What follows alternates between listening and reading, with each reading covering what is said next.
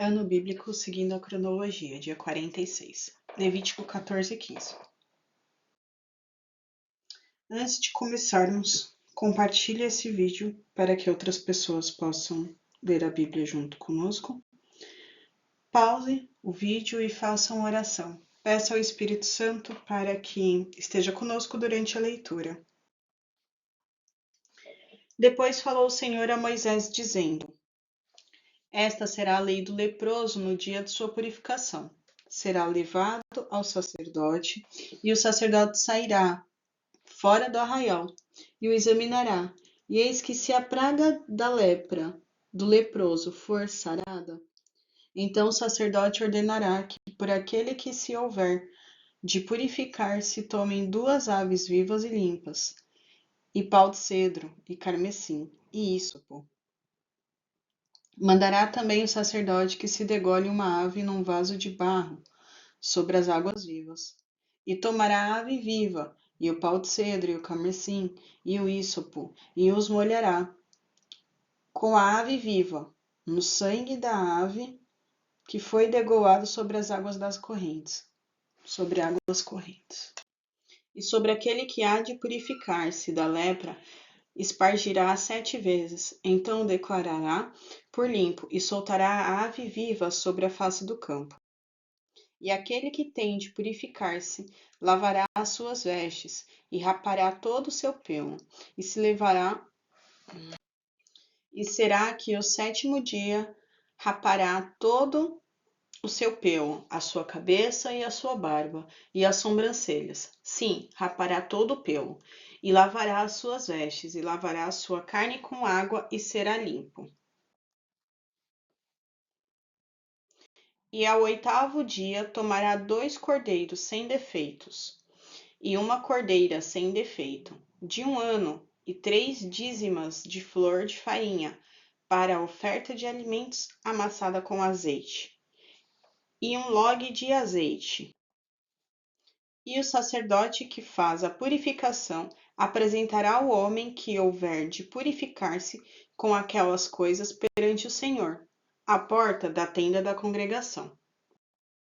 E o sacerdote tomará um dos cordeiros e o oferecerá por expiação da culpa, e o log de azeite, e os oferecerá por oferta movida perante o Senhor. Então degolará o cordeiro no lugar em que se degola a oferta da expiação do pecado, e o holocausto no lugar santo, porque quer a oferta da expiação da culpa, como a da expiação do pecado, é para o sacerdote, coisa santíssima é. E o sacerdote tomará do sangue da expiação da culpa, e o porá sobre a ponta da orelha direita daquele que tem de purificar-se, e sobre o dedo polegar da mão direita, e no dedo polegar do seu pé direito. Também o sacerdote tomará do log de azeite e o derramará na palma da sua própria mão esquerda. Então o sacerdote molhará o dedo direito no azeite que está na sua mão esquerda, e daquele azeite com o seu dedo espargirá 7 vezes perante o Senhor.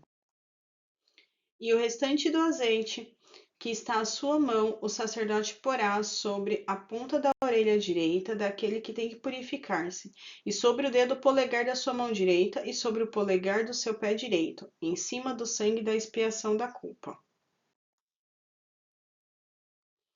E o restante do azeite que está na mão do sacerdote, o porá sobre a cabeça daquele que tem que purificar-se. Assim o sacerdote fará expiação por ele, perante o Senhor. Também o sacerdote fará expiação do pecado, e fará expiação por aquele que tem de purificar-se da sua imundícia, e depois degolará o holocausto. E o sacerdote oferecerá o holocausto e a oferta de alimentos sobre o altar. Assim o sacerdote fará expiação por ele, será limpo.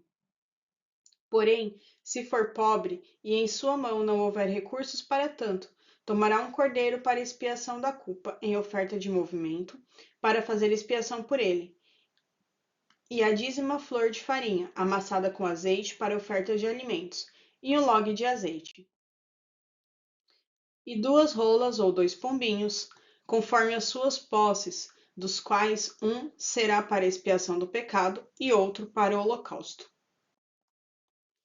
E ao 8º dia da sua purificação, os trará o sacerdote à porta da tenda da congregação perante o Senhor. E o sacerdote tomará o cordeiro da expiação da culpa, e o log de azeite os oferecerá por oferta movida perante o Senhor. Então degollará o cordeiro da expiação da culpa, e o sacerdote tomará do sangue da expiação da culpa, e o porá sobre a ponta da orelha direita daquele que tem que purificar-se, e sobre o dedo polegar de sua mão direita, e sobre o dedo polegar de seu pé direito. Também o sacerdote derramará do azeite na palma de sua própria mão esquerda. Depois o sacerdote, com o seu dedo direito, aspargirá do azeite que está na sua mão esquerda, 7 vezes perante o Senhor. E o sacerdote porá o azeite que está na sua mão, na ponta da orelha direita daquele que tem que purificar-se, e no dedo polegar de sua mão direita, e no dedo polegar de seu pé direito, no lugar do sangue da expiação da culpa. E o que sobrejar do azeite que está na mão do sacerdote porá sobre a cabeça daquele que tem que purificar-se, para fazer a expiação por ele perante o Senhor. Depois oferecerá uma das rolas ou dos pombinhos, conforme suas posses. Sim, conforme as suas posses, será uma para expiação do pecado e outro para o holocausto, com a oferta de alimentos. E assim o sacerdote fará expiação por aquele que tem que purificar-se perante o Senhor. Esta é a lei daquele em quem estiver a praga da lepra, cujas posses não lhe permitirem o devido para a purificação.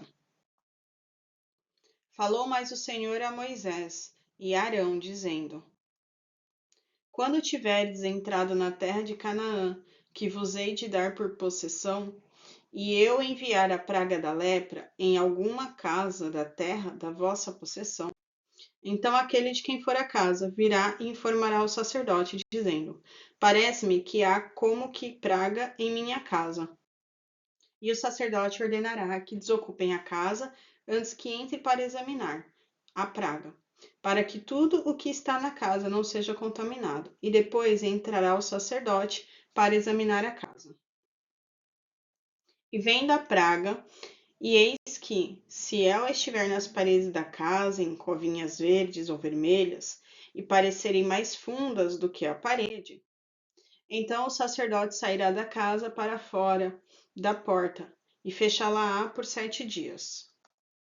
Depois, ao 7º dia, o sacerdote voltará e examinará, e se vir que a praga nas paredes da casa se tem estendido, então o sacerdote ordenará que arranquem as pedras em que estiver a praga, e que as lancem fora da cidade, num lugar imundo. E fará raspar a casa por dentro ao redor. E o pó que houverem raspado lançarão fora da cidade, num lugar imundo.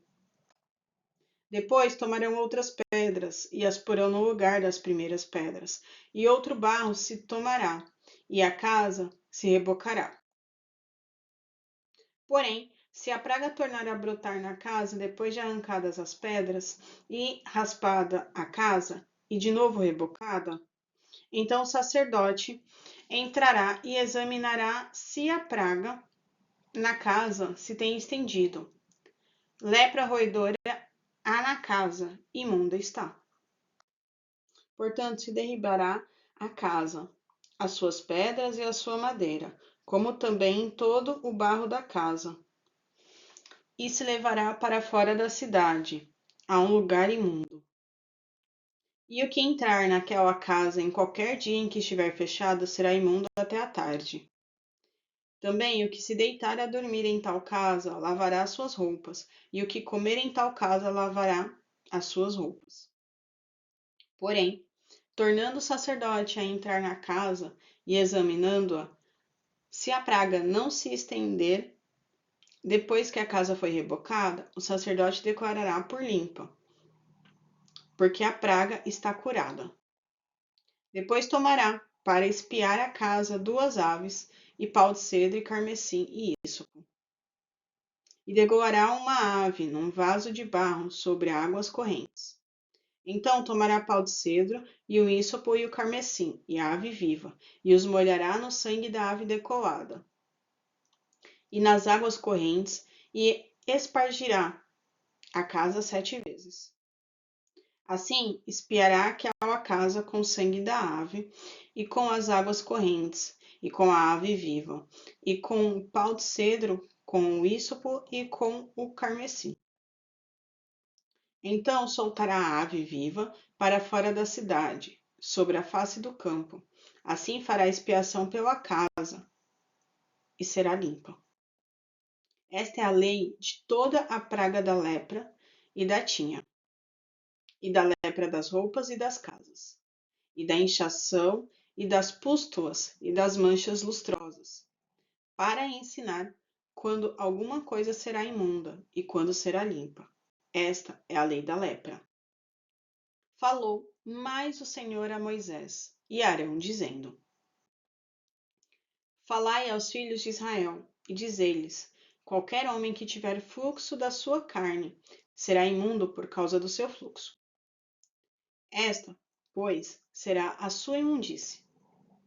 Por causa do seu fluxo, se sua carne vaza o seu fluxo, ou a sua carne estanca o seu fluxo, esta é a sua imundície.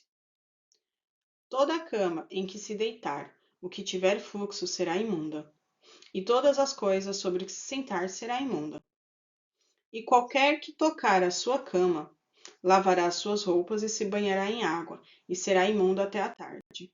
E aquele que se assentar sobre aquilo em que se assentou o que tem o fluxo, lavará a sua roupa e se banhará em água, e será imundo até a tarde. E aquele que tocar a carne do que tem o fluxo, lavará a sua roupa, e se banhará em água, e será imundo até a tarde. Quando também o que tem o fluxo cuspir sobre um limpo, então lavará este as suas roupas, e se banhará em água, e será imundo até a tarde. Também toda a cela em que cavalgar, o que tem um fluxo, será imunda.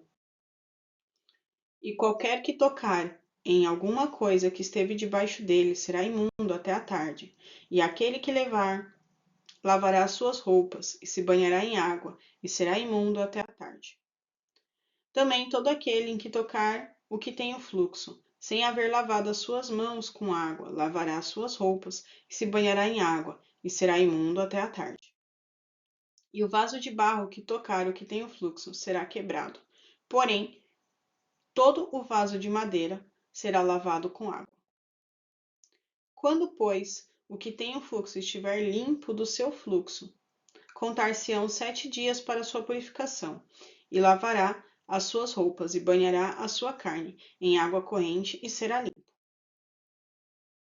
E o 8º dia tomará 2 rolas ou 2 pombinhos, e virá perante o Senhor à porta da tenda da congregação, e os dará ao sacerdote. E o sacerdote oferecerá um para a expiação do pecado e outro para o holocausto. E assim o sacerdote fará por ele expiação do seu fluxo perante o Senhor.